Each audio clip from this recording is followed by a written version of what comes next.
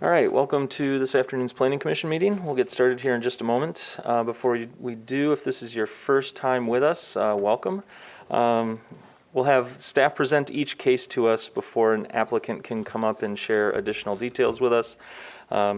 Before we open up the public hearing, we'll ask the applicant any questions that we might have.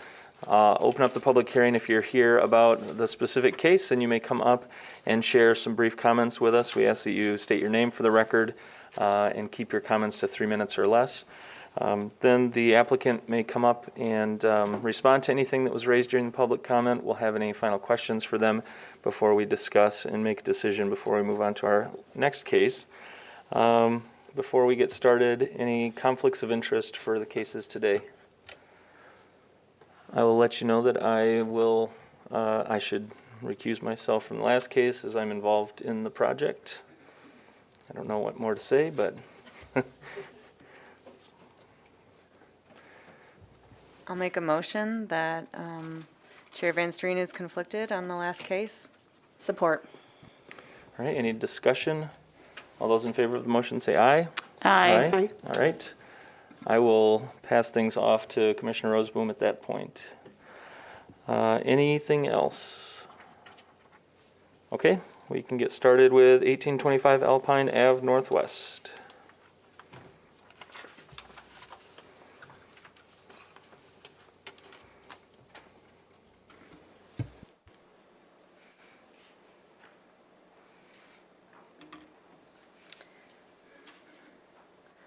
The applicant is requesting approval to construct a surface parking lot on a parcel of about a third of an acre located in the TNTCC zone district. The intent of the parking lot is to serve the adjoining property, a marijuana facility. In addition to the special land use for a surface parking lot on its own parcel, a reduction of the natural feature setback is also requested. So both of those elements are under consideration by the Planning Commission today.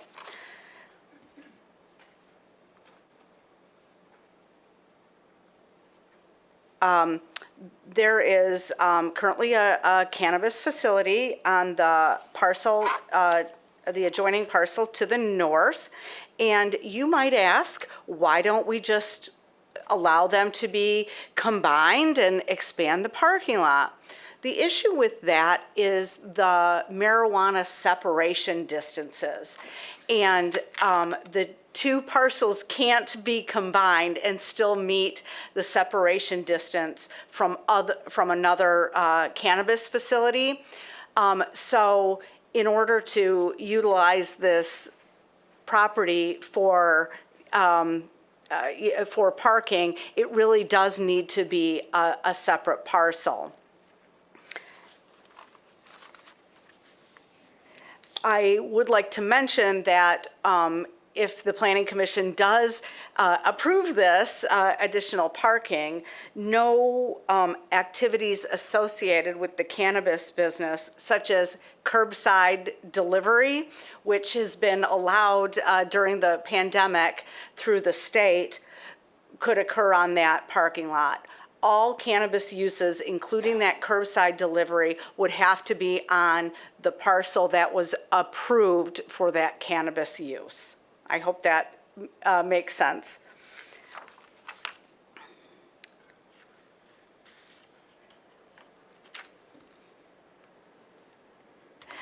This overhead or aerial photo doesn't show the current improvements on the property, on the cannabis property, which is this building here.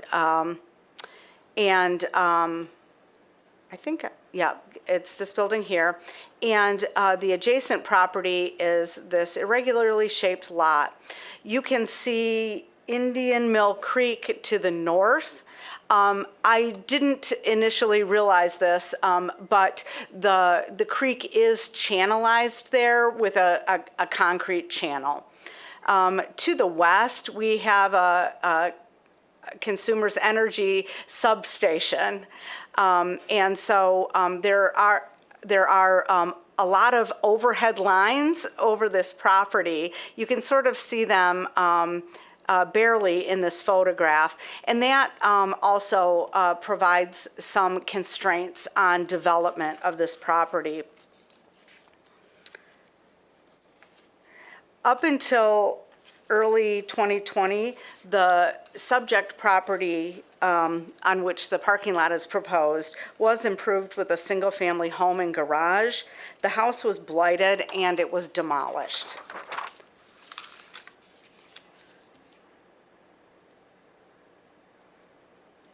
And you can see in this slide the curb cut that provided access to the residential properties. And I think this photo from Google Street View adequately reflects all the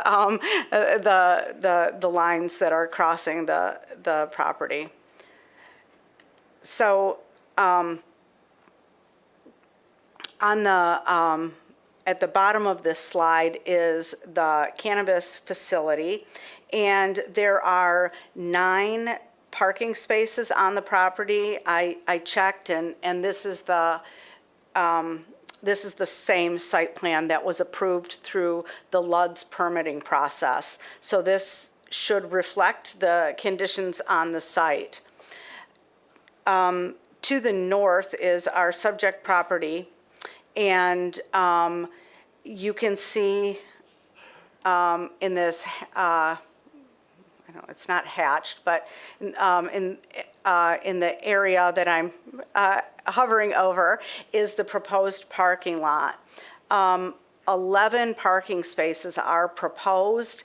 I'm thinking that it's possible that the arrangement could be reconfigured to get a couple more spots on there, but that hasn't been something that the applicant and I have explored, and that could wait until permitting.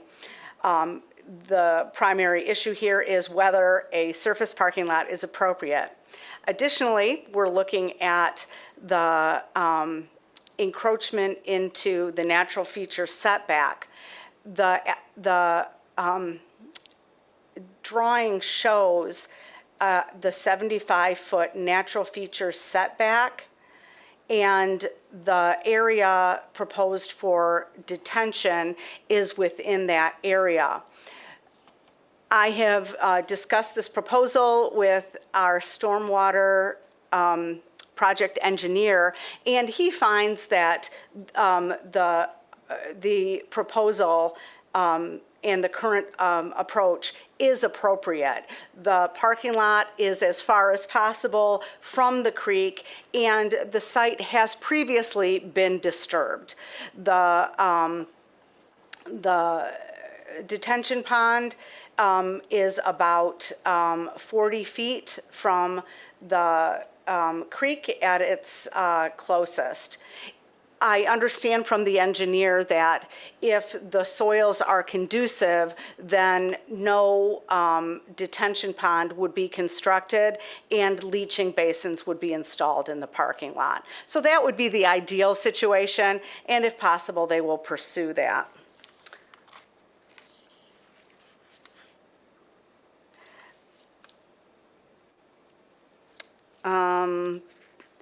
It's not shown on this particular plan, but the parking lot will be required to be have parking lot landscaping and screening as normally required. I have not received any letters of support or opposition to this project. And so in sum, we're looking at a surface parking lot on I guess I'll say it's a standalone parking lot. It's intended to support the adjacent cannabis use, but it will be on a separate lot. And we're also looking at an encroachment into the natural feature setback. Do you have any questions for me? Thanks, Elizabeth. Any questions? Just one clarification. You said 11 spaces. Is that 11 spaces total on the 2 parking lots? So a net gain of 2 spaces, or No. 11 There's 1, 2, 3, 4, 5, 6, 7, 8, 9, 10, 11. Oh, okay. I see. Yeah. Thank you. Any other questions for Elizabeth? Elizabeth, can you go back to the slide? Yes, that one. So this is what appears to be green grass area, is the property we're talking about. Right. Okay. It used to be a single-family home site. Okay. I went by there the other day, and it doesn't look like this right now. It's a little muddy, but, so I wanted to make sure I was looking at the same thing. Thank you. All right, thanks, Elizabeth. Oh, go ahead, Kristen. Sorry, Elizabeth, is the curb cut going to be eliminated?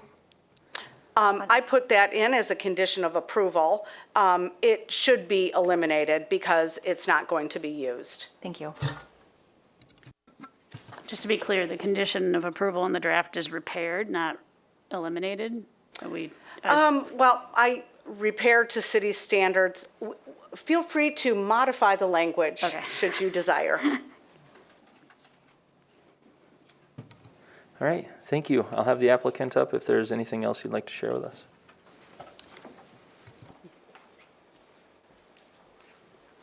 Hi, my name is Lisa. I'm from Alpine Ave Holdings, the applicant. We purchased this property as the two parcels together. And as we've gotten into the project, with this 1825 parcel, we realized all of the limitations that came in place with the creek, the overhead lines, just the drainage issues. And then this is kind of where we have finalized our plan. We have our engineers here that can kind of go into more details for you. All right, thanks. Any specific questions for the engineers or any questions for the applicant? I have one. Go ahead. In none of the materials we were provided, is there kind of a justification for the need of this parking? Like, are you finding that your parking lot is full all the time? What's the justification for that? The facilities themselves usually do have quite a bit of traffic. So in just trying to maintain our employee counts that are required per our MyVita standards, we are needing more parking.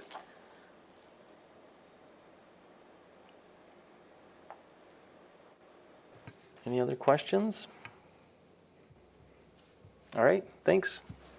I'll open up the public hearing. If you're here today about this case on Alpine Avenue, please come forward, state your name, and share your thoughts with us.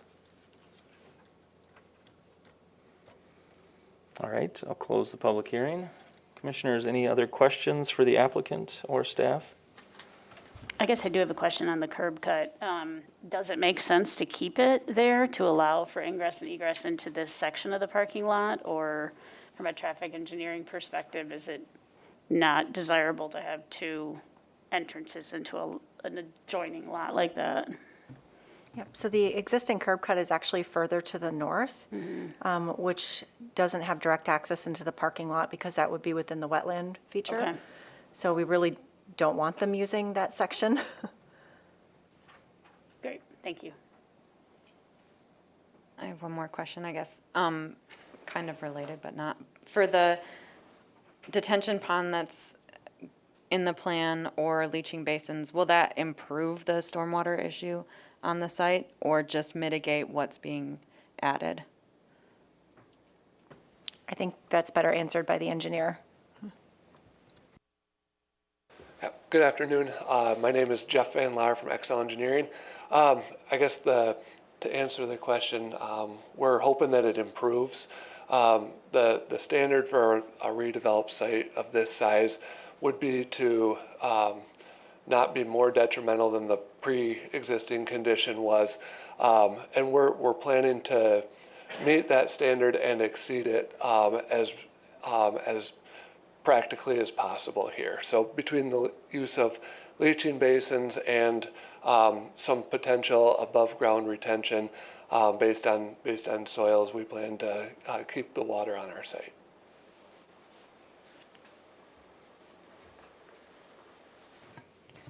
We would also have our stormwater engineer assist with that, and thus far, we're not aware of any issues that he would anticipate.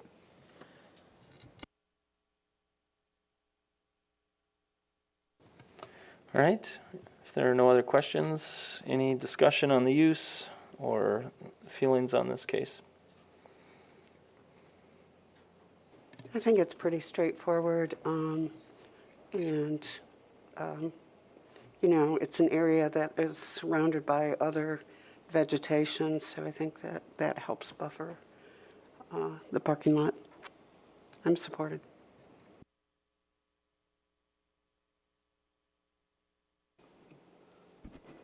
We've been through this when we approved the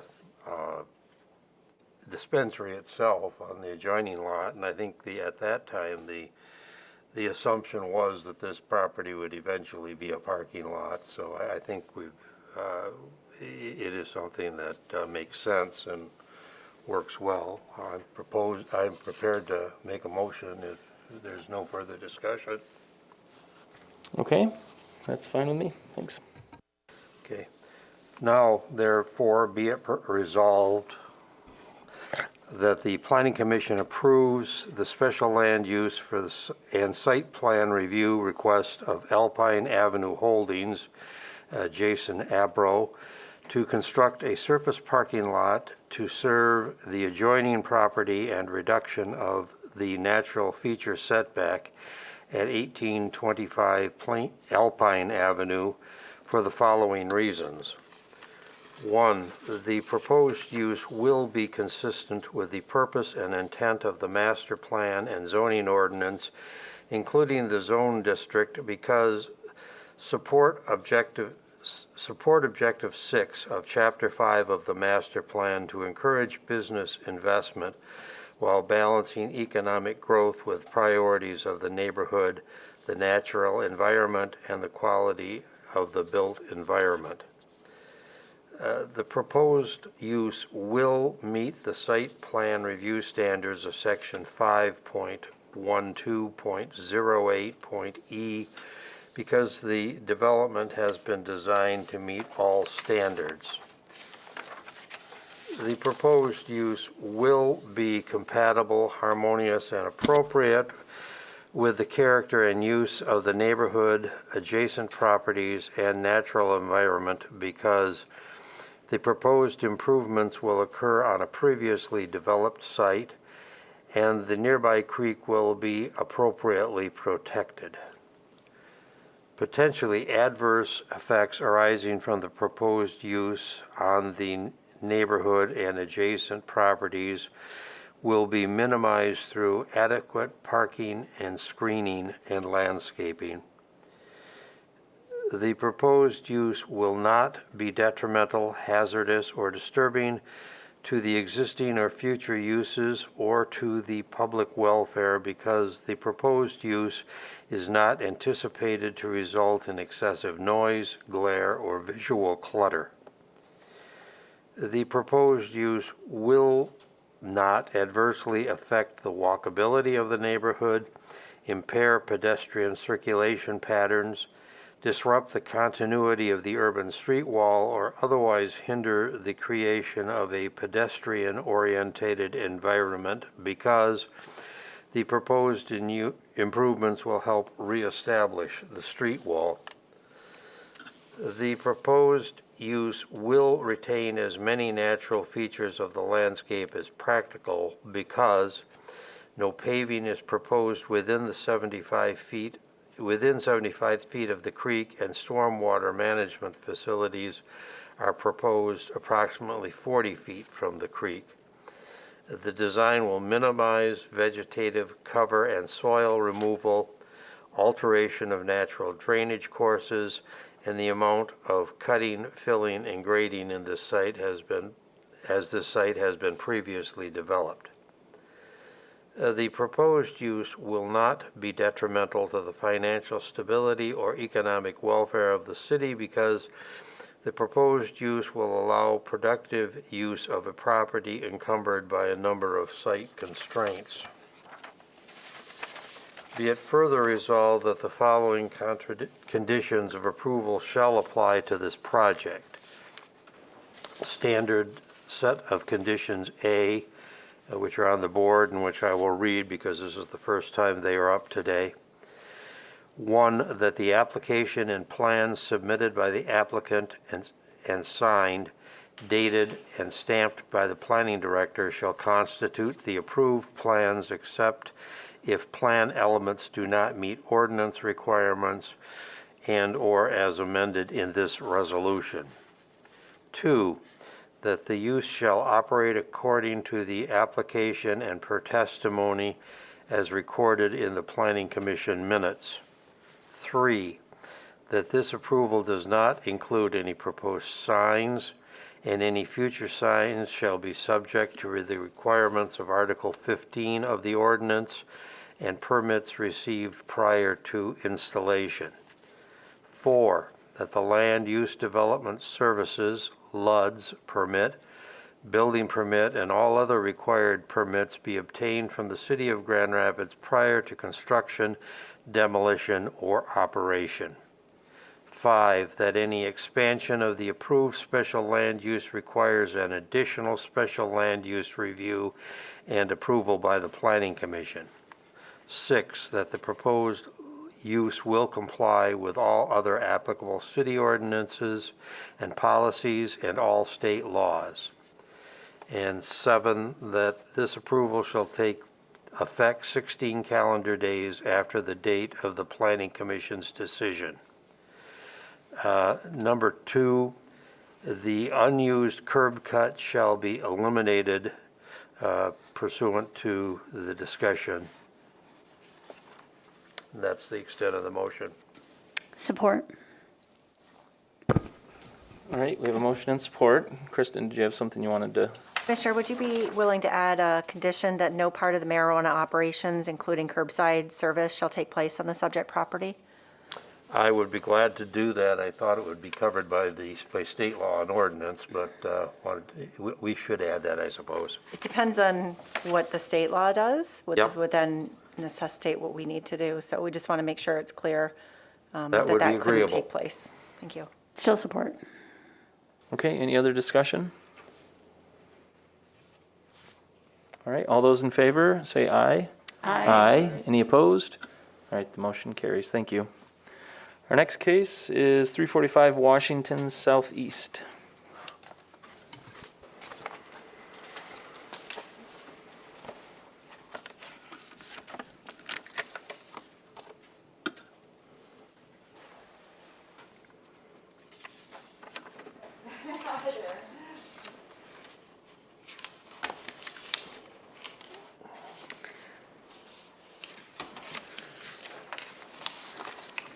Okay. So for this next case at 345 Washington Street Southeast, the applicant is requesting approval to add an additional dwelling unit to an existing 6-apartment house in the Heritage Hill Historic District.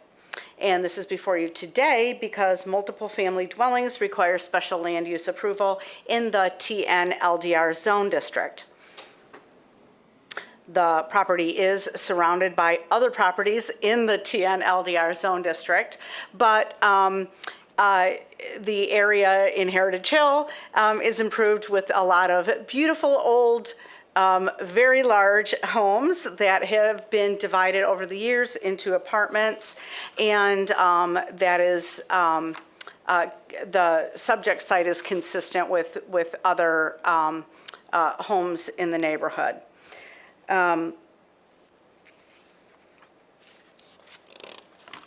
It's a lovely home. It's 3 stories in height, and it's on a corner, on the corner of Prospect and Washington. The property is about 17,000 square feet in area, and the house is about 6,600 square feet in area. There is a driveway on the Prospect side, and you can see that porte cochere there, which I don't believe any vehicle can actually get through. Maybe something very small, but I think the driveway has just been used for parking. You can't drive through there. And there's also on the Washington Street frontage, there is a shared driveway that goes into a parking lot. As you can see here, there's this shared ingress and egress. This irregularly shaped area at the top of the slide is part of this subject property. Over to the right of that is additional pavement that is part of the property to the east. I'll go back here and you can see this is from the street. This is that ingress and egress, and you can see a car parked right at the end there. So the applicant estimates about 7 parking spaces on the site. Let's see, where did the site plan go?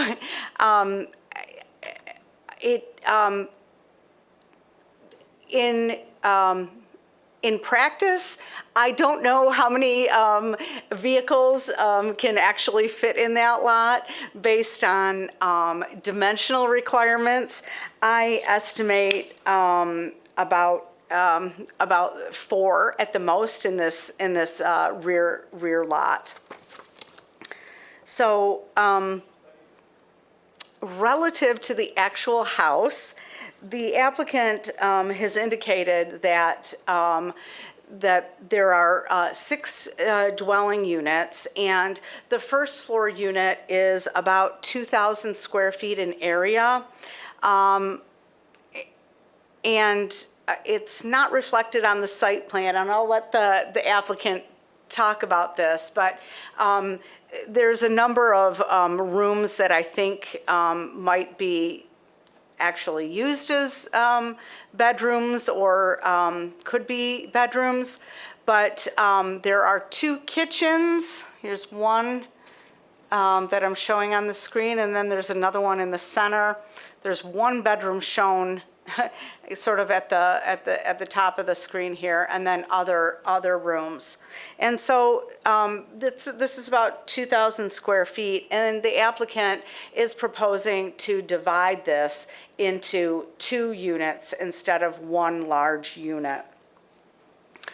I should mention that in the past,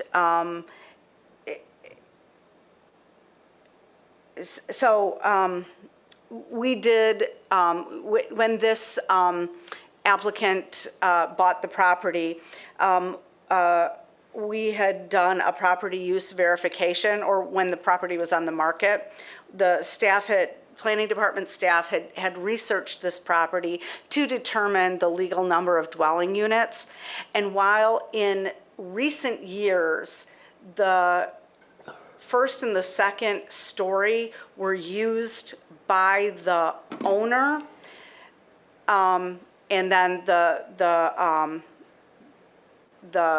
third story was improved with 2 dwelling units for a total of 3.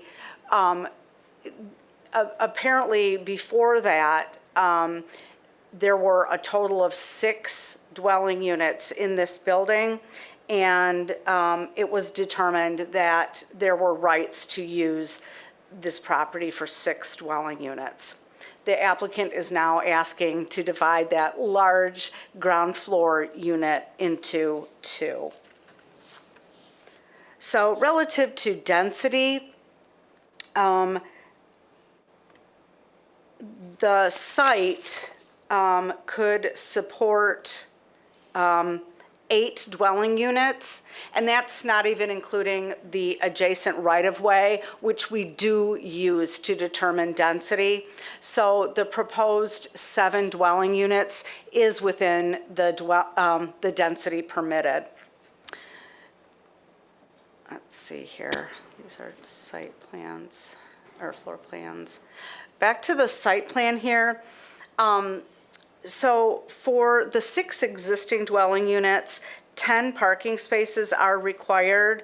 I originally said 9, forgetting that a 3-unit apartment would require an existing or an additional fraction of a parking space. So 10 spaces are required for 6 existing units. 11 spaces would be required for 7 units, because each dwelling unit requires 1.5 parking spaces. So based on our dimensional requirements, I estimate 6 parking spaces to be possible on the property. It may be that folks are able to squeeze in more vehicles than 6, but if you were to stripe it based on our requirements, you'd get 6. So, and I also am basing that on what I see here I think that probably 3 or 4 spaces would be possible in this parking lot here.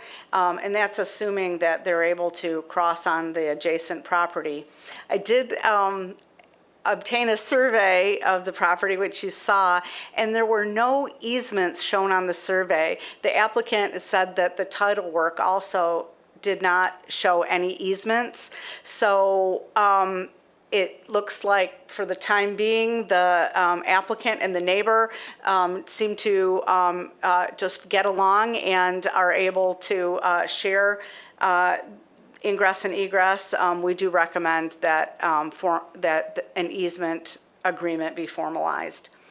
So the lot or the parking situation is currently non-conforming, and so a waiver is needed for an additional parking space. So the Planning Commission should consider whether, in taking into account whether this additional dwelling unit is appropriate, whether this meets the criteria for granting a parking waiver. There is on-street parking. It is rather limited. I should mention Prospect has limits on hours of parking, although there is overnight parking. And then Washington has odd-even parking from November through March. The site is well-served by public transportation within a couple of blocks. I should also mention that there is a use regulation. Multiple family dwellings should be located on or near a major regional or city collector street. This multiple family property doesn't actually meet that criteria, but the Planning Commission should take that into consideration and can grant that waiver. Relative to neighborhood input, just this morning, I received a letter from the Heritage Hill Association, which I did include in the packet. Apparently, there was a lot of email conversation about whether the Heritage Hill Association should support this additional dwelling unit. And it sounds like there was no consensus. Some folks didn't find it to be to make much of a difference because that ground floor unit is already so large. Other folks were concerned about the need for additional parking. So in sum, we're looking at the addition of a single dwelling unit to an existing 6-unit structure, and whether it meets the criteria for a multiple family building. I'll be happy to answer any questions or turn it over to the applicant. All right, thanks, Elizabeth. Any questions? I have one.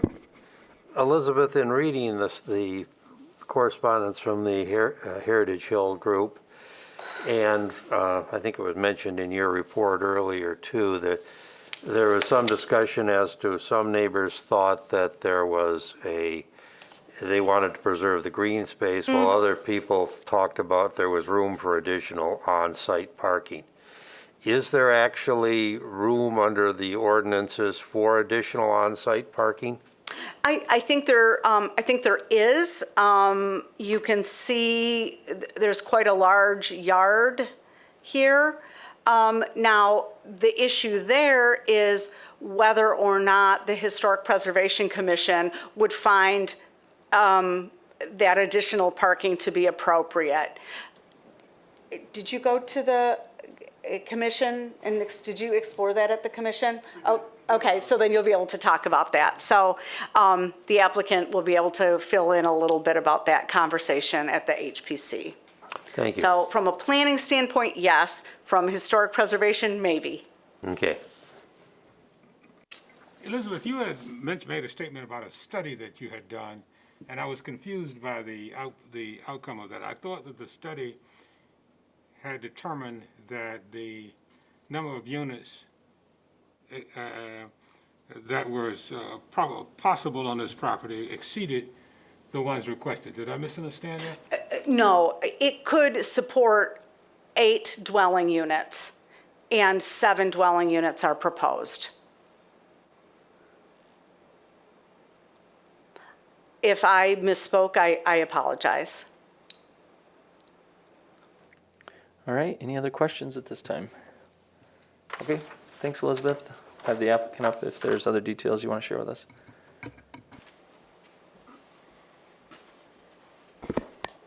Hello, thank you for your time. My name is Louis Mulligan with Tall Tree Realty and Property Management. I'm the property manager of this location and their owner's representative. The owner lives out of state. The owner purchased this property in May of this year, and I have been acting as the owner's rep through the remodel, the rehab, and also with the tenant placement and all the tenants. And taking over this property, the new owner, this was an owner-occ property, so the owner did occupy that main floor, all 2,000 square feet. To Elizabeth's point about how they claimed it as a 3-unit through the rental code compliance, they were claiming the second floor, which has 3 apartments and were still divided, as all of his owner occupied, in our opinion, illegally from how it should be from a code compliance. We went through the rental cert, the code, we talked to the rental inspector, and because it was never demolished and made into a single family, which would have been technically the 3 units with the 2 units on the 3rd floor and the main floor, and then the 2nd floor 3 units, it could easily go back to a 6 unit.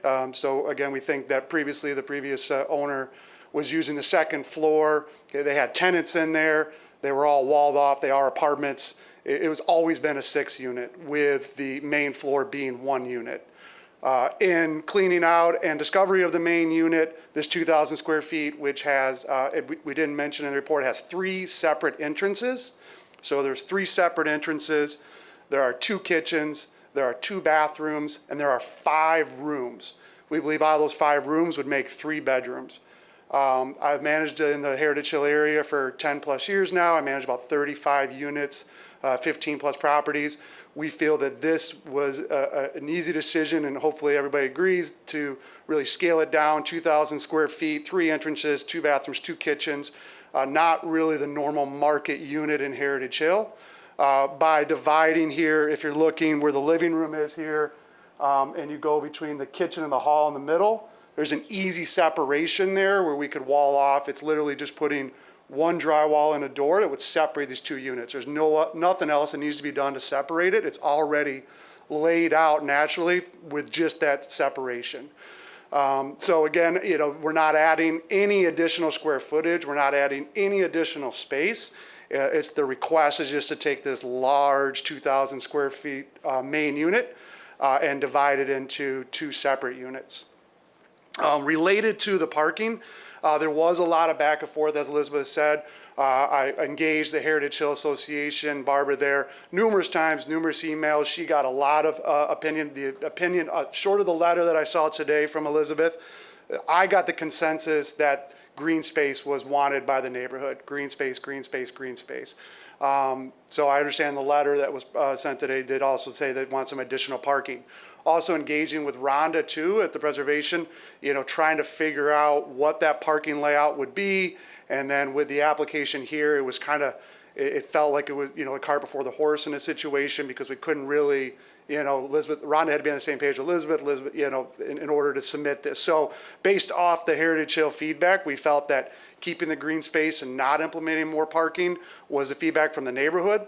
In addition, we feel that because we're not adding any additional square footage or bedroom count, that if we were to keep it as it is right now, it would be equivalent to the same amount of cars that would be used if we were to split it, in our opinion. So because we're not adding more square footage, more bedroom count in a sense, whether it stays as is or it is approved, we feel the parking would be the same. And so by allowing the addition, the existing parking, I would hope for 7. I understand Elizabeth's position in the back that maybe only 4 can get there, so we land at 6. Maybe can squeeze 7. But we hope we can get a parking waiver related to the existing parking, because again, we're not adding any square footage. The owner is willing to add a covered bike area. That was one suggestion that came up in discussion with Barbara at the Heritage Hill and talking to Rhonda. at the preservation. So we are open to adding a covered bike lock area for tenants to lock and store pedal bikes. And that would be really close to the building on the side there, on the east side of the building.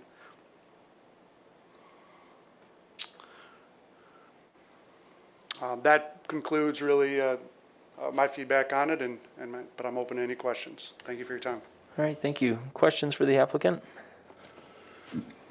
So in your conversation with preservation, they're comfortable with a covered structure for bike parking? As long as the materials are approved, yes, it was a high-level conversation, but yes, they were. And any discussion about advancing into the green space just south of that bike and single parking space to create more vehicle parking there? Were they comfortable with that too? Yeah, that was where it started to get a little sticky, and that is where we would have added additional parking spot if we went down that road. After the feedback from the association and keeping green space, that is when we decided not to add it, but that is the area that we would add if need be. So just to be clear that I heard you, you didn't actually have conversation with preservation on parking expansion into that green space? We did, but we did on another high level. I talked to Ron about materials and space and how much space we could take up of that and keep in compliance, but we never submitted formal layouts. Okay, thank you. Yep. Anyone else with questions for the applicant? All right, thank you. Thank you. I'll open up the public hearing. If you're here today on this case, please come forward, state your name and share your thoughts with us. I'll just note for the record that there was communication in your packet submitted by Heritage Hill Association. I know Elizabeth referenced it as well. All right, I'll close the public hearing. Commissioners, any thoughts on this case or discussion? I think that the argument or that they're not adding any space or bedrooms convinces me that there's not need for additional parking. There is, and I like the idea of bike storage to complement the existing parking. So I'm supportive of this at this point. Yeah, I agree, and I think the fact that the bottom unit already has 2 kitchens in it, I mean, who knows if at some point it was operating as two units already, and they're not expanding the footprint of the building, so I'm inclined to support as well. So this is my neighborhood. Parking is always a premium. I appreciate the fact that it's likely been used as a 2-unit anyway. I think I've driven by here. I didn't drive down the driveway because I think that would be creepy, but there's no way you could get 5 cars back in there.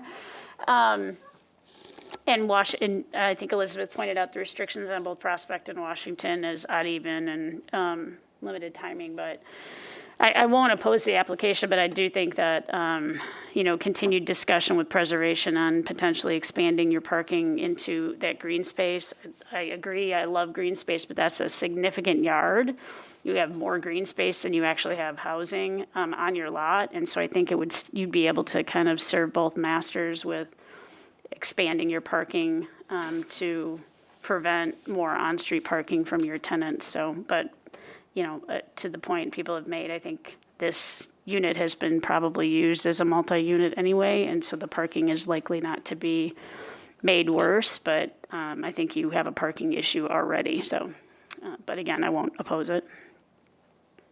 I just have a question. I think maybe it should go to Kristen or Elizabeth, and that is, if I understand the city ordinance would allow for more parking on this property under the existing code.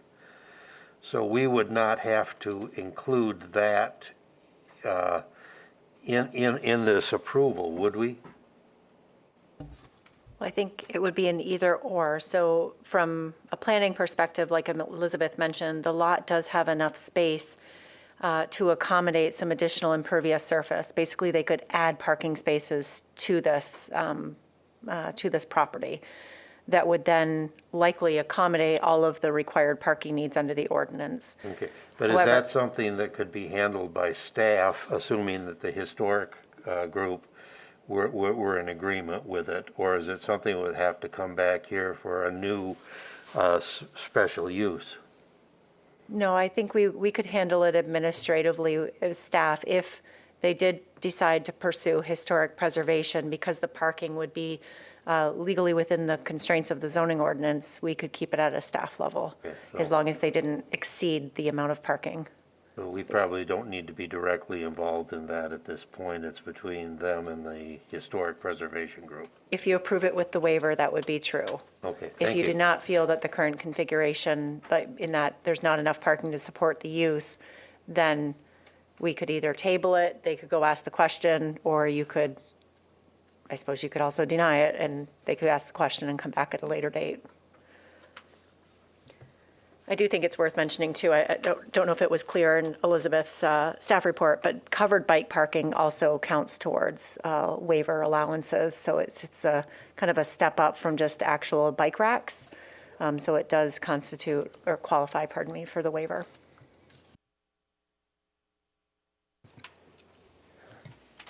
Any There's- other questions or comments? Go ahead. I was just gonna say, if nobody else has anything, I'm happy to make a motion. All right, go ahead. Right. Now therefore be it resolved that the Planning Commission approves the special land use and site plan review request of Smulligan Block Trust, Jack Smulligan, for approval to add an additional dwelling unit to a house containing 6 apartment units at 345 Washington Street Southeast for the following reasons. The proposed use will be consistent with the purpose and intent of the master plan and zoning ordinance, including the zone district, because the proposed use will allow for a range of housing types within all neighborhoods and maintain and increase the number and variety of housing units as recommended by the master plan objective GN 3A. The proposed building and site will meet all standards for site design because the residential use is at an appropriate density for the size and nature of the site. The proposed use will be compatible, harmonious, and appropriate with the character and uses of the neighborhood, adjacent properties, and the natural environment, because the additional dwelling unit will not adversely affect the character of the existing structure, because no exterior changes are proposed, and the proposed number of parking spaces, while not meeting the requirement, is anticipated to be adequate for resident needs due to the availability of public transit, on-street parking, and the addition of covered bike parking. The proposed use will not have adverse effects on the neighborhood because the buildings and entrances are appropriately oriented on the site. The proposed use will result in improved overall housing stock, and the proposed 7 units are within the permitted density for the surrounding neighborhood. The proposed uses will not be detrimental, hazardous, or disturbing to existing or future uses or to the public welfare by reason of excessive traffic noise or visual clutter, because the addition of the dwelling unit is not anticipated to have a measurable effect on noise or traffic. The proposed use will not adversely affect the walkability of the neighborhood, impair the pedestrian circulation patterns, disrupt the continuity of the urban street wall, or otherwise hinder the creation of a pedestrian-oriented environment, because the project design will improve the continuity of the street wall and encourage a pedestrian-oriented environment. The proposed use would not be detrimental to the financial stability and economic welfare of the city, because the expansion reflects neighborhood reinvestment and may encourage other investment in the neighborhood. Be it further resolved that the following conditions of approval shall apply to this project. Standard condition set A, approvals, which should show up on the screen soon. There they are. And second, that covered bike parking be added to the site. Support. All right, do we have a motion and support? Any other discussion? Okay, all those in favor of the motion, say aye. Aye. Any opposed? All right, the motion carries. Thank you. Our next case is 555 Leonard Street Northwest, et cetera.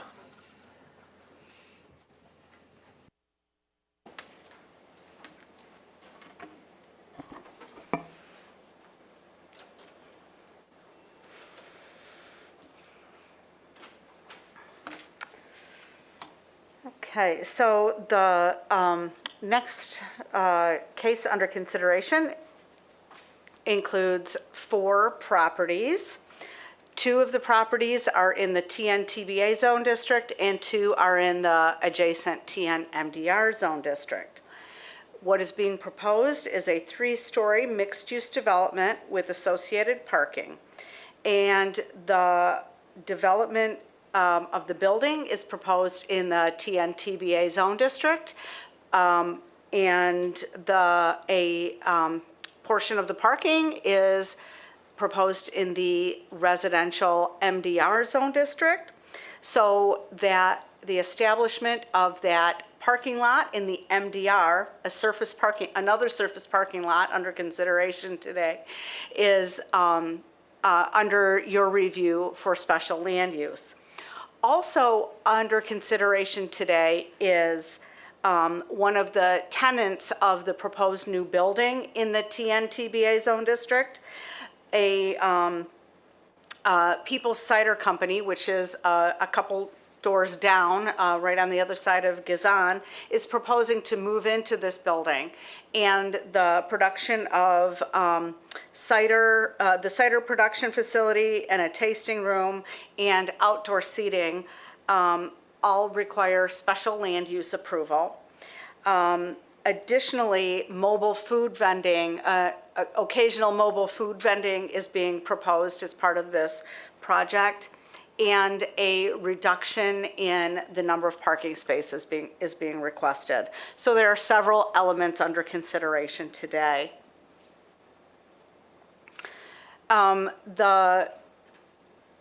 Most of the property is improved with a gravel lot, or not improved, I should say. Up until, I don't remember how many years ago, it was a gas station. And then it was demolished and the site was remediated. It was simply gravelled over, and it's been used informally or for parking ever since.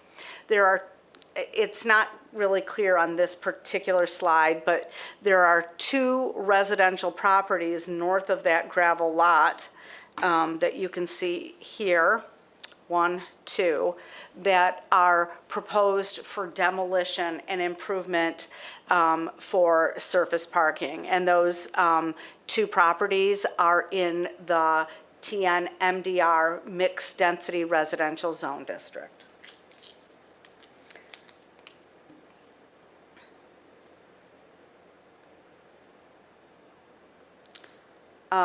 Here are a couple of Google Street View images. This is from last December.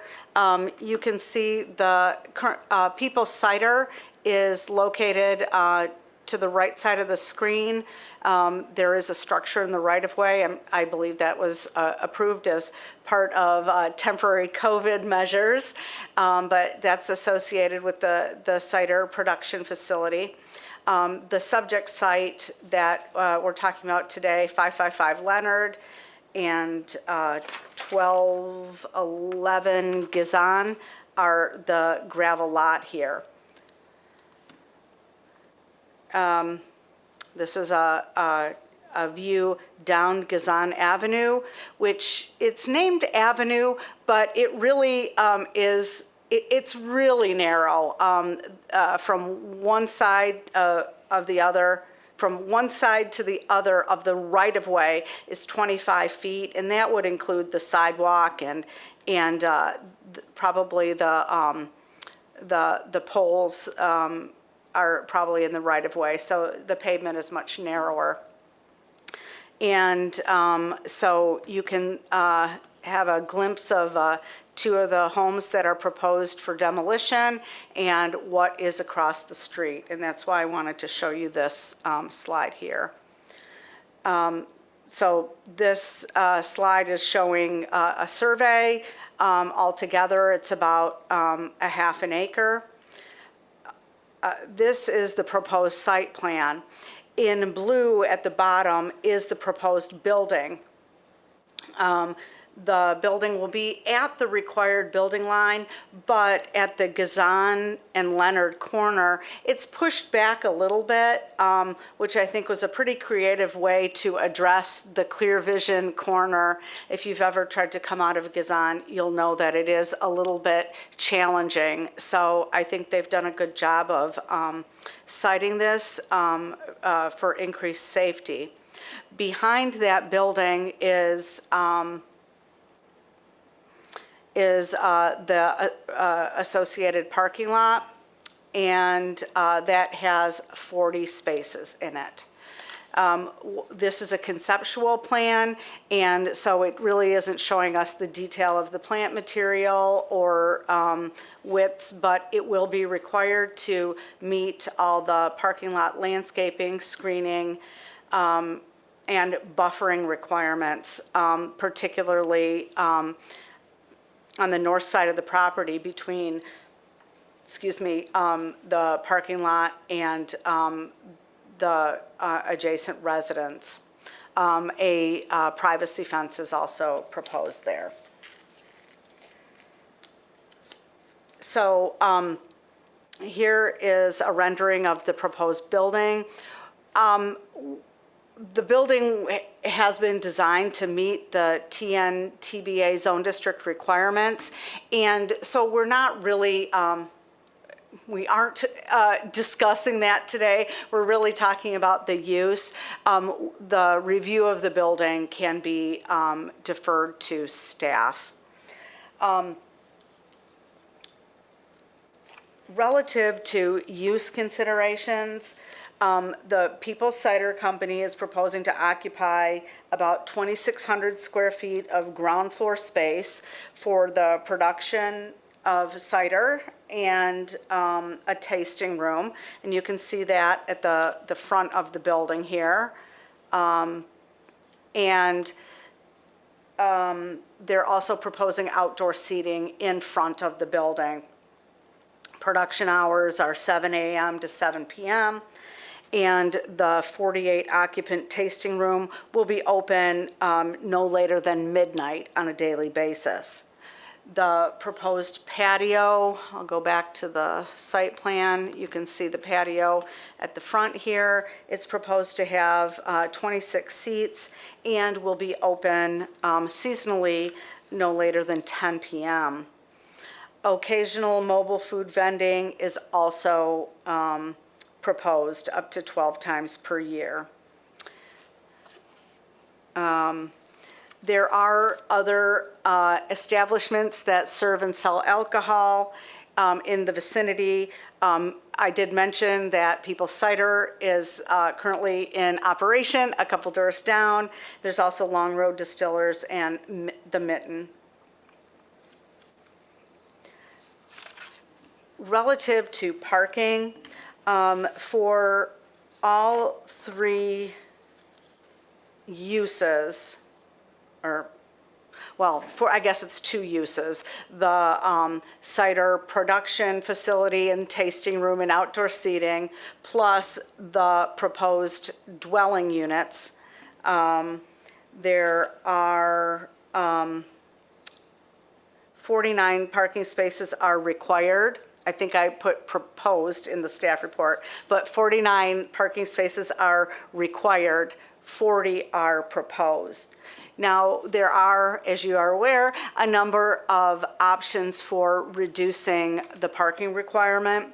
One of them is what we call the mixed-use parking coefficient, and where there's a mix of land uses that occur at different times, we can reduce the number of parking spaces. So for this commercial restaurant or bar use, the production facility, plus the residential use, we can consider those to be complementary from a parking requirement standpoint. And that brings the requirement from 49 to 45 parking spaces. They're proposing 40 on-site spaces, so 5 parking spaces would need to be waived. the proposed parking or applicable parking waivers would be on-street parking. There is on-street parking on Leonard. We want to discourage any parking in the neighborhood, but there is some parking on Leonard, although it is used by other establishments in the vicinity. And Leonard is served by public transit. I should also mention there is, for the residents, there is inside interior covered parking that could be taken into consideration.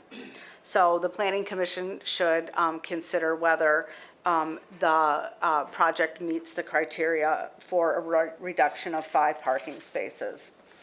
Relative to neighborhood outreach, the applicant has provided a summary of community engagement, and we have received several letters of support. That would be from, let's see here, West Leonard Downtown District, or the West Leonard Business Association, the Corridor Improvement District, and West Grand Neighborhood Association. And I did also receive a letter of concern from a neighbor who was concerned about construction in the neighborhood and its effect on air quality. So that concludes what I have to say. And so we're looking at special land use for the surface parking in the MDR zone district, as well as approvals associated with the proposed cidery. Did you have any questions for me?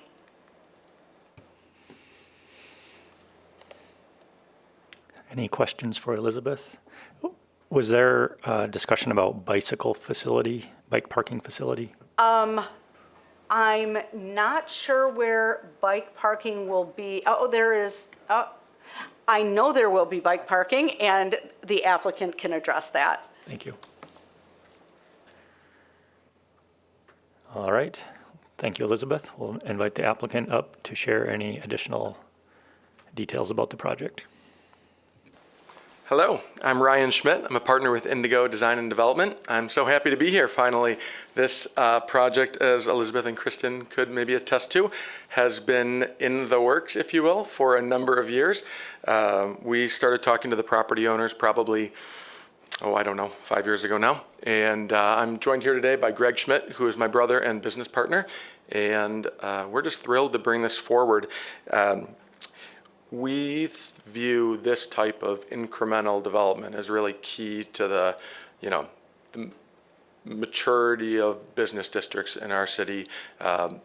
Lots like this that have been, former gas station sites left vacant, thankfully cleaned up significantly by the DEQ previously, but finding a way to improve these and add value to the neighborhood is really exciting for Greg and I, and this is what we feel is very complementary to the neighborhood.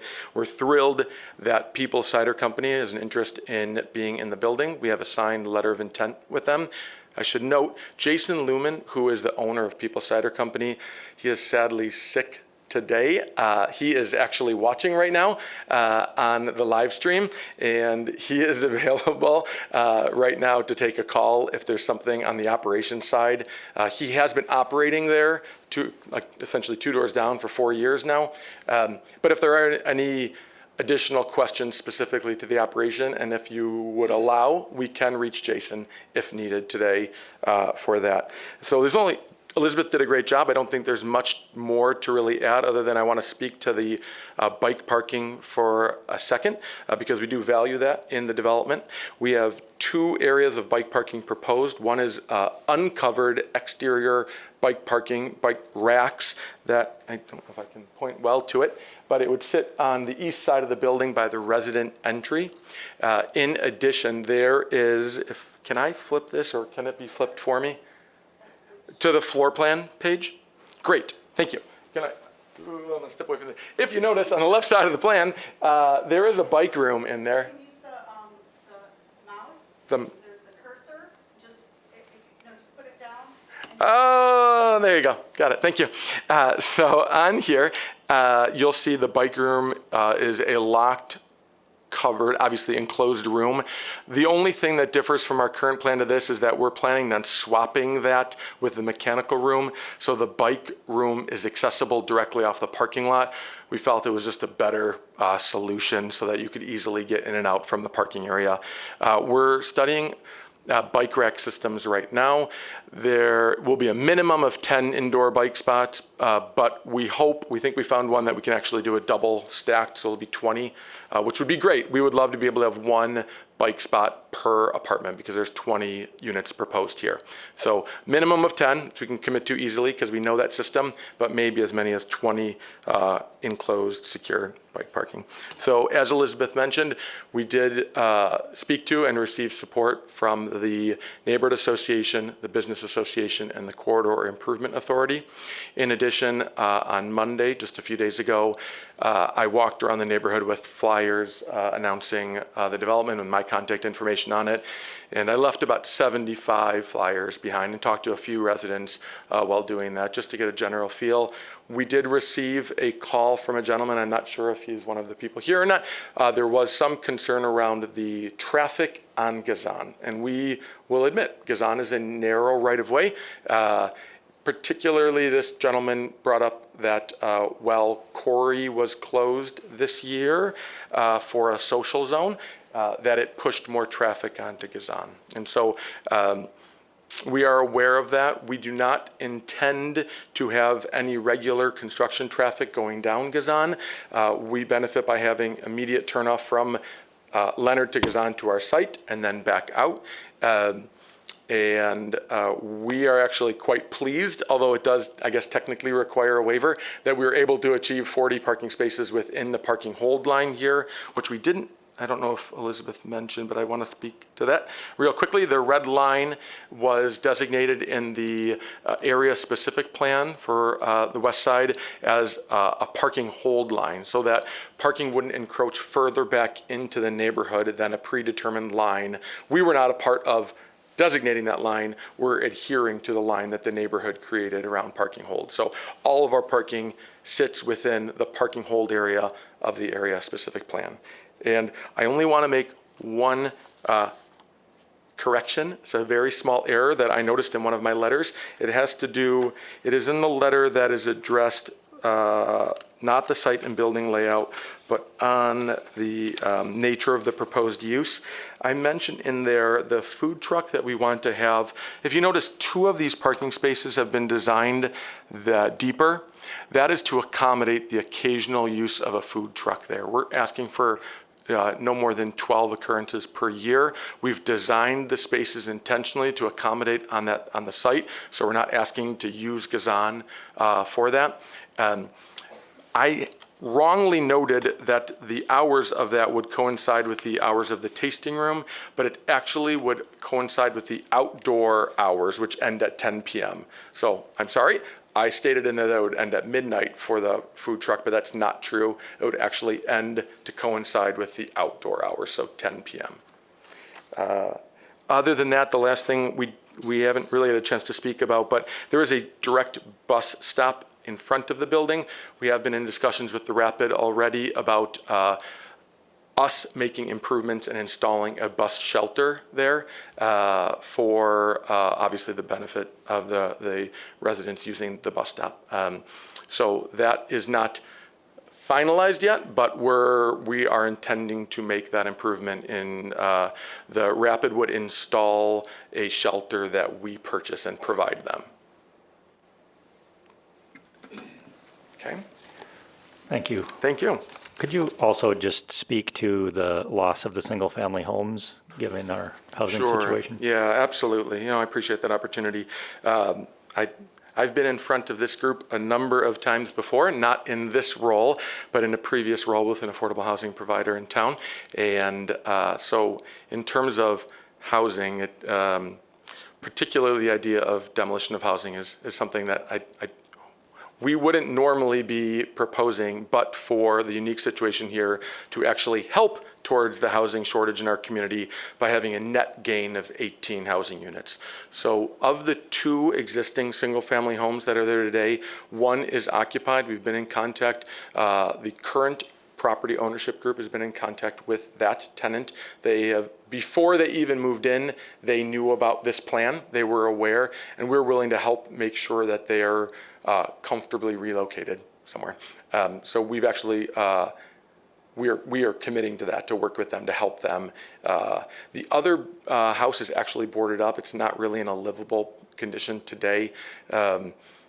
So yes, there will be a demolition of 2 homes, but there will be a net gain of 18 for a total of 20 housing units. And it's really important, I think, for us. I mean, although this is only 20 units, it's an incremental step towards addressing that housing shortage in the community.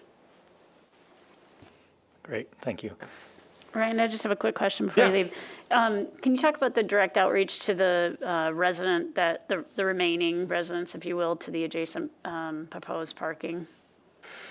Yeah, so I walked around and hand-delivered flyers on Monday. I actually have an example of one of them here in my bag.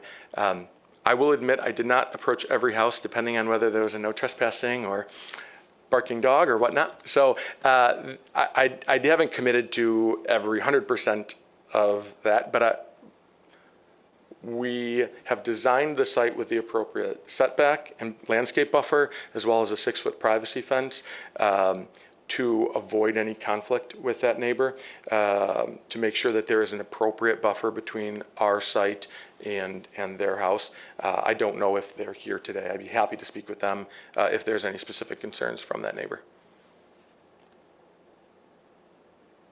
Okay. Thank you. Any other questions for the applicant at this time? I don't have a question, but just a comment, Ryan. We might need to slightly tweak that mobile food vending space to make sure it stays within the commercial zone district. Okay. Sorry. Okay. Nope. So I didn't realize that those were the zone district lines there, and it didn't occur to us. But it's just reorganization of those spaces, I think. We should be able to figure it out. Okay, so it would just need to be that the food truck would have to be parked on the TBA site. TBA, yeah. Okay. Yeah. I don't know think it's- exactly how that'll be accommodated, but I'm sure we can figure I that out. don't think it's necessarily material to the planning commission's decision. It's just a minor site plan change that we just noticed, so I wanted to bring Okay. it to your attention. Sure. Sorry. And that would not be considered green space, even if it's pervious, correct? Generally correct. It depends on what kind of pavers they use. If they choose a pervious paver, then there's a certain percentage of that that can then count towards green space. So that was a yes and no. Thanks. We meet the green space requirement of the TNTBA section without the pervious or any other solution. We are razor thin close on the MDR portion, which is why we do have that.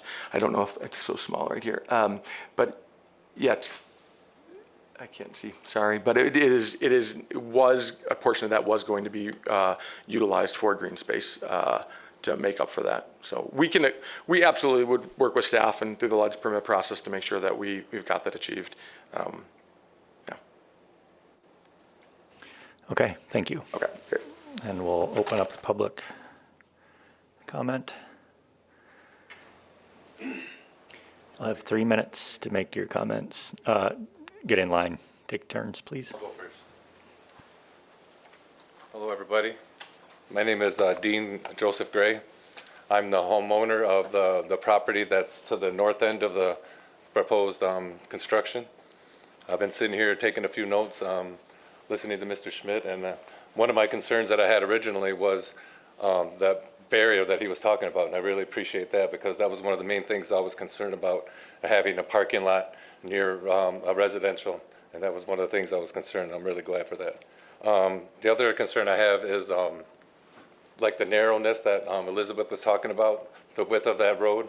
I've lived on that street for 20 years, from 1989 to 2010, so I'm well aware of how that can really affect your daily commute and trying to get through there. You can barely get 2 cars passing side by side, so Maybe it might be a idea to make it a one-way street at some point, because if that was a one-way, and then you wouldn't have that problem with the congestion. I'm sure that all of this new residents coming in, you got 20 more dwellings coming in, so that's just more traffic add to the already existing traffic in that area. So that might be something that you guys would want to take into consideration. I'm a little bit concerned about how much parking is going to be lost by the building coming in, because right now that parking lot is used for parking for all of the restaurants and all those facilities that are nearby. That parking lot is always full. Like on a Friday night, you go there, and even then, there's still parking on the side streets. I know that Elizabeth mentioned that, where, you know, they don't want to encourage that, but it does happen. If you go down there on a weekend, and you'll see that all the little side streets are all full of all patrons that are trying to get to the restaurants, because there's not enough parking in that existing parking lot. Now, if they turn that into a building, sure, they're gonna make 40 parking spots outside of the building, but half of those parking spaces are gonna be used by the residents of the new building. So that just leaves the other 20 parking spots for all of those patrons that are coming to use those restaurants. Okay, so to me, in my looking at it, in my experience, it doesn't add up. It doesn't seem like there's gonna be enough parking. If you look at it, all this parking over here, that's all for Taco Bell and these other businesses that are off to the west. Let's see, I've just been taking a few notes here. Yeah, so what I want to say is that I put my trust in you guys as for what you do. Your job is the commission, and you work together, and you do this every day. And I'm not experienced with this kind of thing, so I don't know, but I'm going to trust in your judgment from what my concerns are. And I just trust that you guys will make the right decision if you think that this is a good proposal or not. Okay, so thank you. Thank you.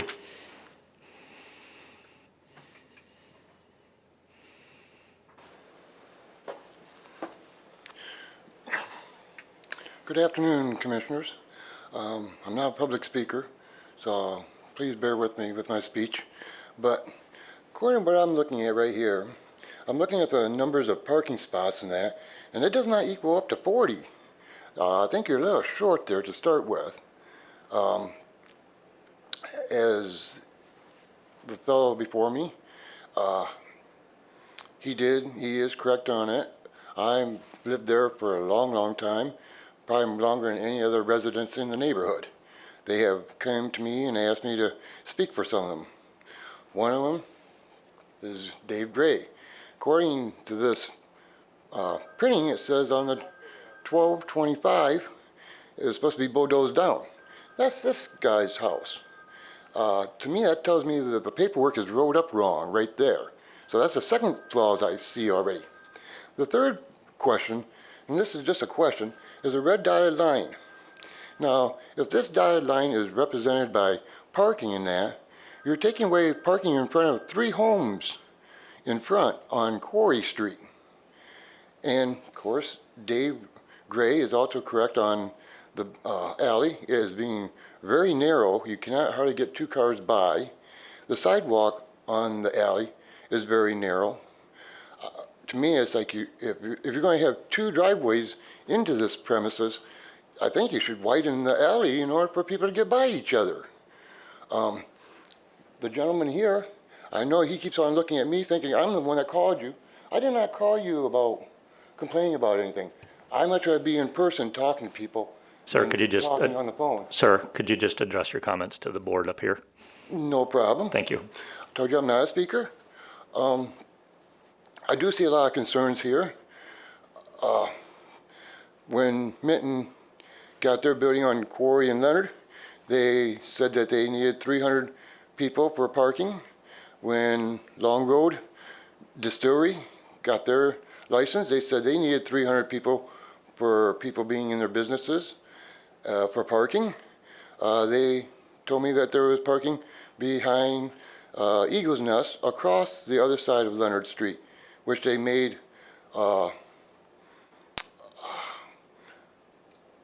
I've never seen it before, but they put things out on the road so people have to stop for pedestrians to cross the road.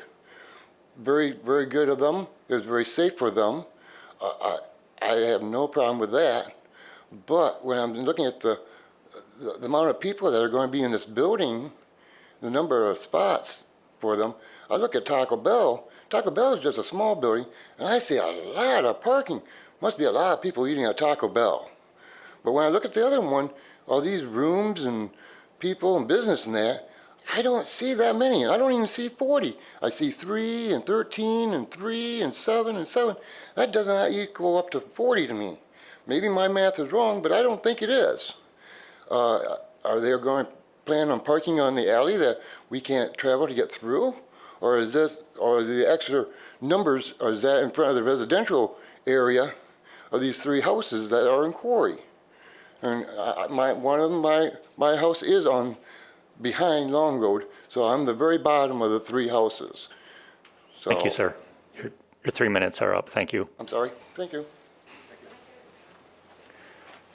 Do you mind giving your name for the record?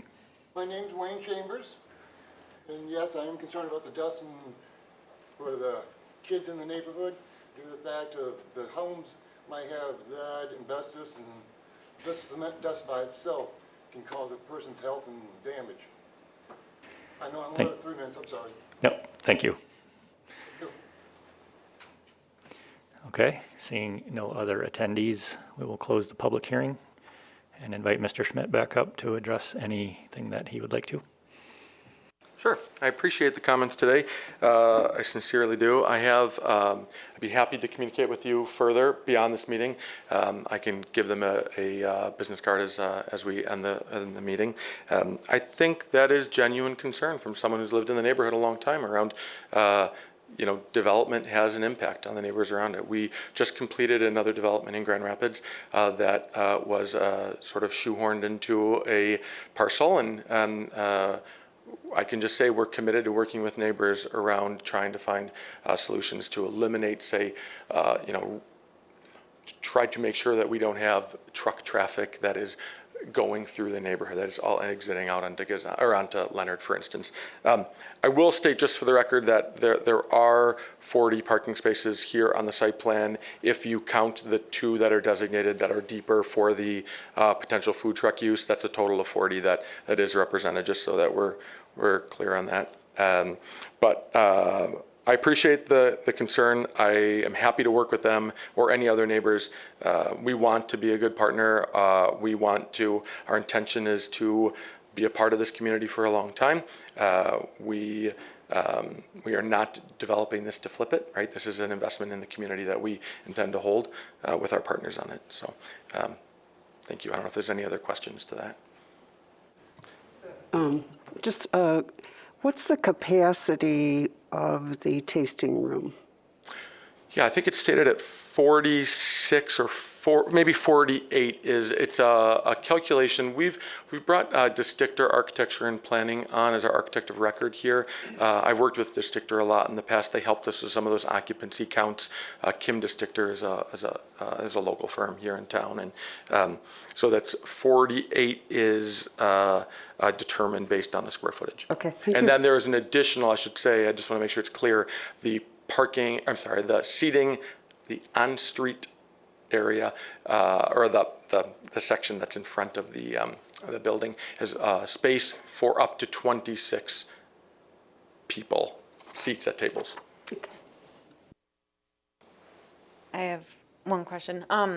So in talking about the parking, and have there been any discussions with Taco Bell about shared parking related to the businesses and not the residential space at all? I can't imagine they're easy to talk to about it. No, we have not had any success with that. So, yep, I'd just leave it at that. There's no success with speaking with them about shared parking. It's a really interesting juxtaposition where we're trying to do a very urban building that meets the master plan, hopefully quite to a T, and it is directly next to a suburban Taco Bell. So it's like, as Greg and I are pretty strong urbanists, it's an interesting study in architecture and planning.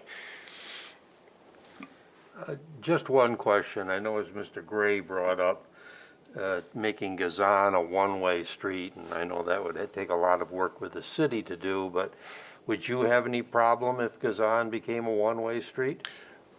We met with the city design team already on this development, just for a preliminary meeting to make sure that we were designing things appropriately and meeting fire safety standards and those things.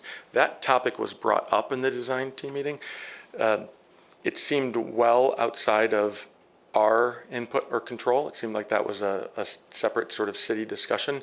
I'm not sure I have a strong opinion either way. I think it's probably most convenient for the residents to be able to come in and out off of Leonard as opposed to driving through the neighborhood, which would increase traffic through the neighborhood from the lot. I'm not sure I would take a strong stance, unless, Greg, do you feel?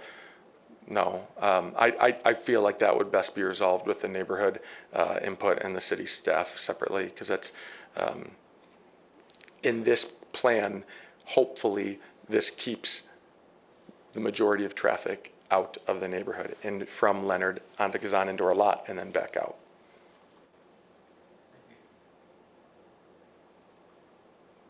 There was a comment about house number, address, and maybe a number was misspoken, but I think. Yeah, well, I think maybe Elizabeth should speak to that. I think there was, I don't know, do you want to speak to that? I did speak to Mr. Gray about this, and I apologize for inadvertently noticing his property in the public hearing notice, and it is not associated with this project in any way.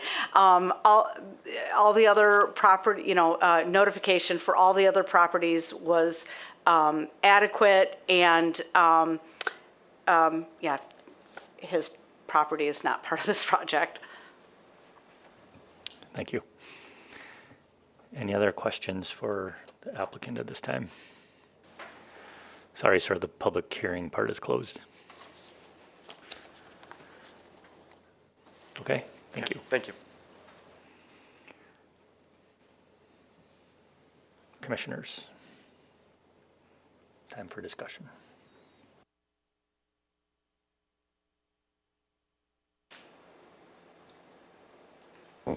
I'm sorry, I'm just a little confused.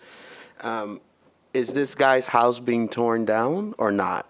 So it's not, okay. No, it was just a typo on the original notice. So it has no, other than an embarrassing mistake, certainly on our part, it had no bearing on the actual application, and that there was nothing in the application that proposed any changes to his property, nor would we do so without his permission, of course. It would be illegal for us. So Right. it was just on the notice. Nothing is being considered that would affect his property specifically, Got it. other than the adjacency of this development, of course.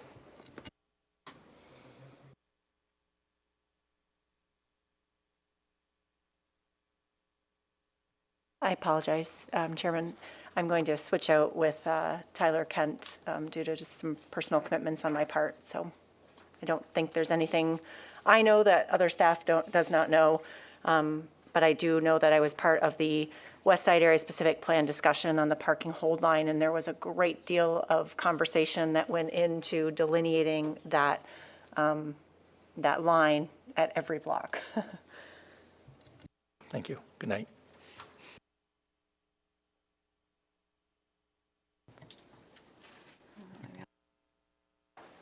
I don't know. I was debating whether or not to let them make that switch, but I mean, I totally understand the concerns about parking and traffic on this narrow kind of alley, even though it's labeled as an avenue. I think that the application is super thoughtful in terms of trying to accommodate that, and it is impressive that they can accommodate so much parking on the site itself. I think it's an exciting opportunity to have some commercial and production space there for Peoples when they've been operating so successfully in the neighborhood already. I know that it's the use and not the business specifically, but just as an aside. So yeah, I'm supportive of this project. I think it's important. I appreciate Kristen saying as she was leaving about the parking hold line, because I'm not sure that was clear to everybody, including some of the public comment, that parking hold line, and perhaps staff wants to speak to it, but I appreciate that the application acknowledges its location and keeps the parking within the parking hold line designation.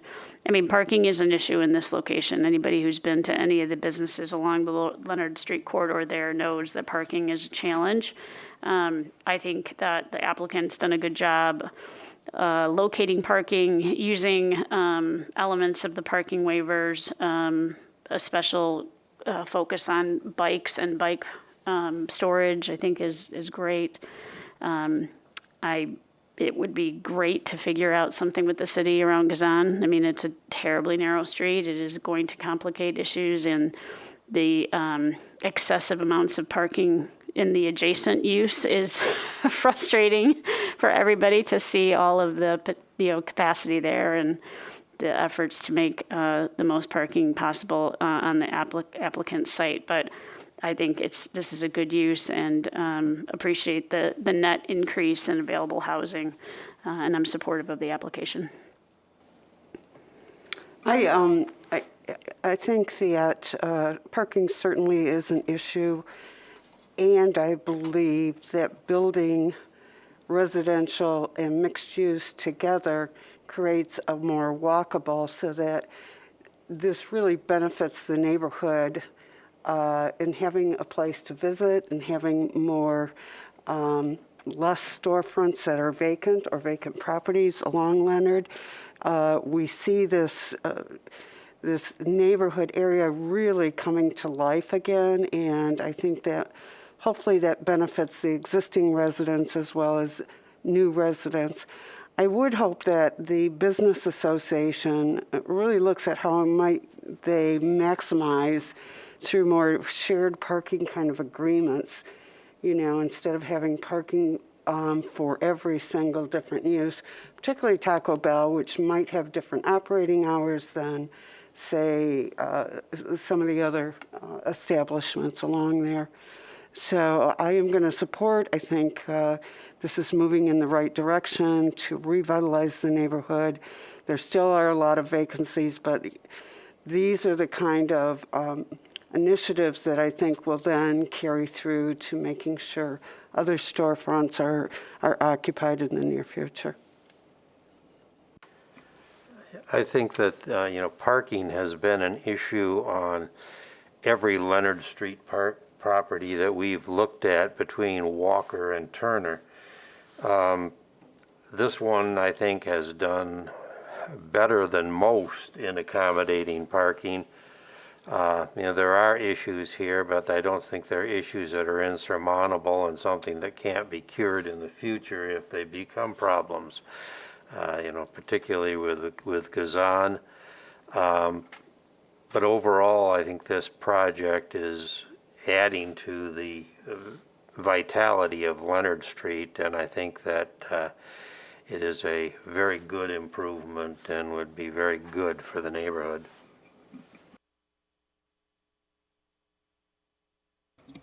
I think it's been said before, parking is an issue. I think for this project, it's the issue. I live next to a church, and I'm a believer, so I don't mind it, but when they have service, I can never park on my street. So, even in front of my house, when I get home, I can't park. So I usually have to park either a block over, or I have to park in my neighbor's backyard, which they don't like that, but it's okay. They love me anyway. In order, until they let out. So I can only imagine what people, who are already living there, especially on these narrow streets, which I live on a narrow street as well, have to deal with the parking already. And I love the project itself, right? We want more housing there, and I love the mixed use thing. I love all of that. That's nice, but it doesn't help the parking issue. We're not helping already the existing parking issues. So I don't know. I'm on the fence. I love the project. I want to see it. happen. But I feel like we're adding to this neighborhood's problems rather than helping out in the long run.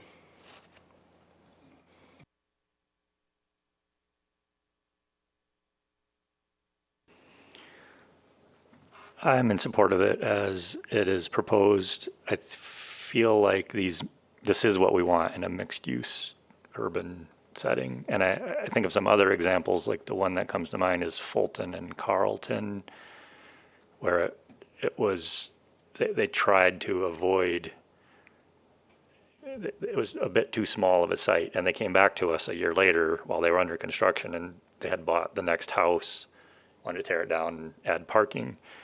So I think this, we don't like to lose the single-family homes, but we do have we're respecting the parking hold line, which is why I think that as a plan was a really good strategy to acknowledge that if we're going to have any kind of development, we're going to need that, and this is the respectful way to do it.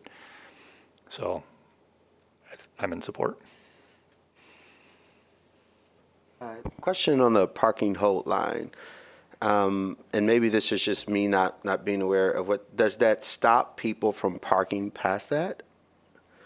So if I'm in my car, I could park on the other side of that line. Would I get a ticket?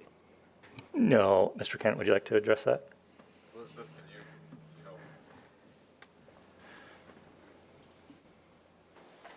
I did mention the parking hold line in the staff report, but I neglected to mention it in my presentation. The parking hold line was established in recognition that the commercial properties along Leonard do need supportive parking for their uses. However, it also recognized that we want to maintain our existing housing stock and the quality of life for our neighborhoods. So in order to balance that, a parking hold line was established. And within the parking hold line, it was recognized that it would be appropriate for redevelopment of those residential uses for commercial parking lots. It doesn't have anything to do with parking on the public street. It has to do with developing private property for surface parking lots. Thank you, Elizabeth. Any other discussion? I think just for the record too, I want to acknowledge the placement of the outdoor seating. We haven't talked a lot about, the other uses here. So the, outdoor seating capacity, restrictions on timing. I like that it is as far away from the residential as possible, just in terms of impact and noise on the neighborhood. So I just want to acknowledge that as another component of why I am supportive of the application.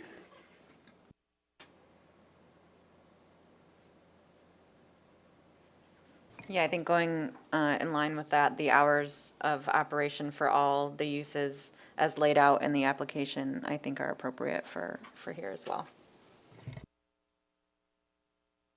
With the clarification that the food truck. Correct, yeah, that hours. the food truck will operate per the outside seating hours and be done by 10.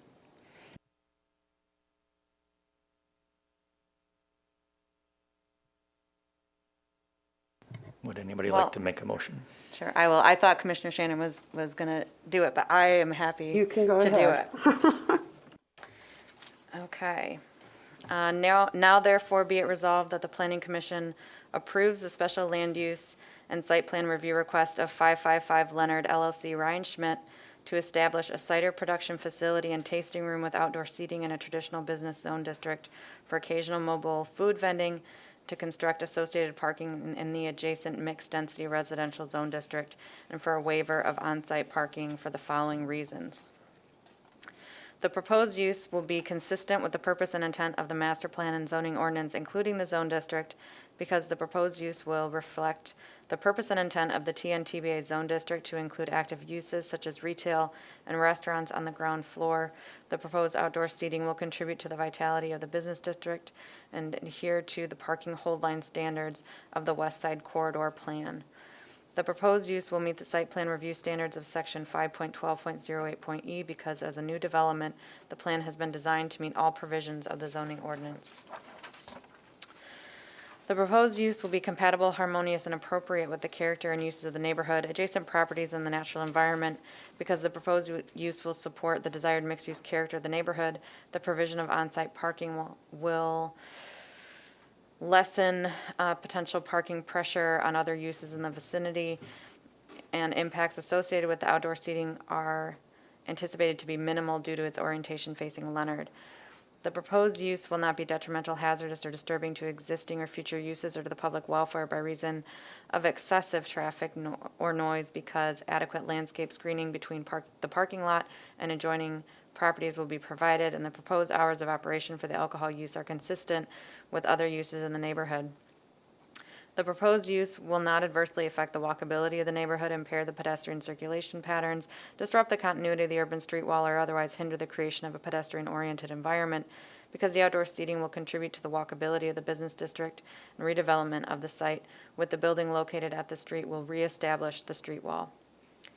The proposed development will retain as many natural features of the landscape as practicable because adequate green space and tree canopy will be provided. Adequate public or private infrastructure and services already exist or would be provided at no additional cost and will safeguard the health, safety, and general welfare of the public because public infrastructure modifications necessary to facilitate the development will be addressed by the applicant. Reliance on additional public services are not anticipated. The proposed use will not be detrimental to the financial stability or economic welfare of the city because the use is not anticipated to result in nuisances that require excessive code enforcement actions given the proposed scale and hours. Given the character, location, development trends, and other aspects of the neighborhood, the proposed location for alcohol sales will be an asset to the neighborhood because the use will contribute to the vitality of the district. The use as constructed and operated by the applicant is compatible with the neighborhood because the tasting room will be closing by midnight and outdoor seating and food truck operation by 10 p.m. The use as proposed to be operated by the applicant will not have any or minimal negative secondary effects on the neighborhood because the use has been operating without incident for several years just east of the proposed site. Be it further resolved that the following conditions of approval shall apply to this project. Standard conditions at A, approvals on the screen. 2, that the tasting room shall operate no later than midnight daily. 3, the outdoor seating and food truck operation shall operate no later than 10 p.m. daily. That's it. Support. So motion and support. Any Question, is the resolution consistent with testimony with reference to the tasting room hours of operation? Yeah. Okay. All right. Any further discussion? All those in favor say aye. Aye. All opposed, same sign.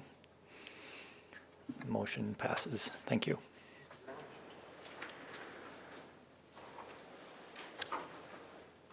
I had a question. It slipped my mind.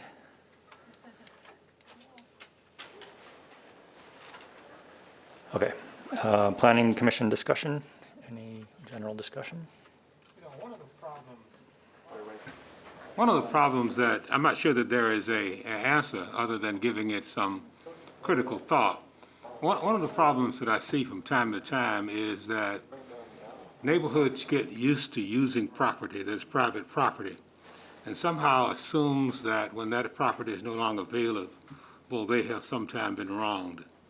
And I don't know what we do to deal with an expectation that is in fact unreal. There are some realities of owning private property in a capitalistic system, which often I disagree with, but that's the nature of the system in which we live.